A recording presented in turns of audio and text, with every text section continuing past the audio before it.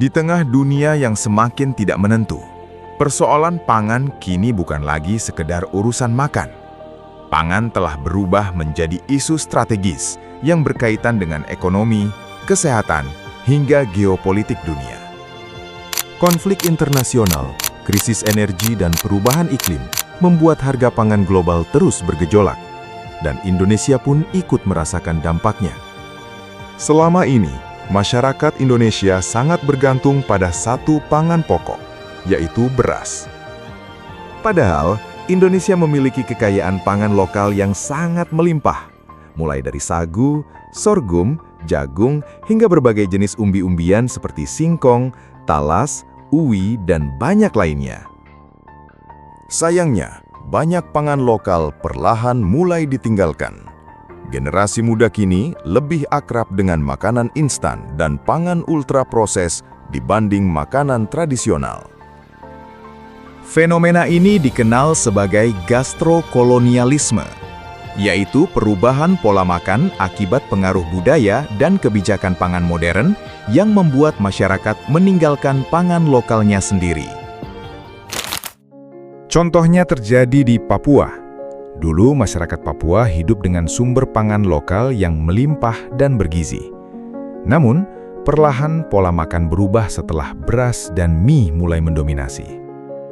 Karena itulah, diversifikasi pangan kembali menjadi perhatian penting. Diversifikasi pangan bukan sekedar mengganti nasi dengan makanan lain, melainkan bagaimana Indonesia mampu memanfaatkan sumber pangan lokal secara beragam, sehat, dan berkelanjutan. Menariknya, konsep ini juga selaras dengan nilai-nilai Islam.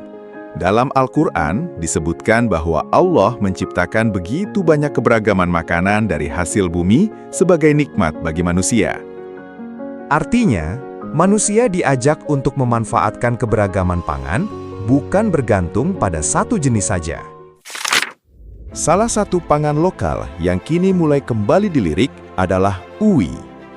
Tanaman umbi dari genus Diascorea ini dulu cukup dikenal masyarakat pedesaan sebagai sumber karbohidrat alternatif. Padahal, uwi memiliki banyak keunggulan. Kandungan gizinya kaya serat, vitamin, mineral, dan antioksidan. Secara pertanian pun, uwi sangat tangguh.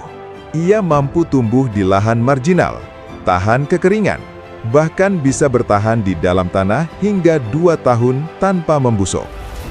Di tengah ancaman krisis pangan global, tanaman seperti ini sebenarnya adalah aset strategis bangsa.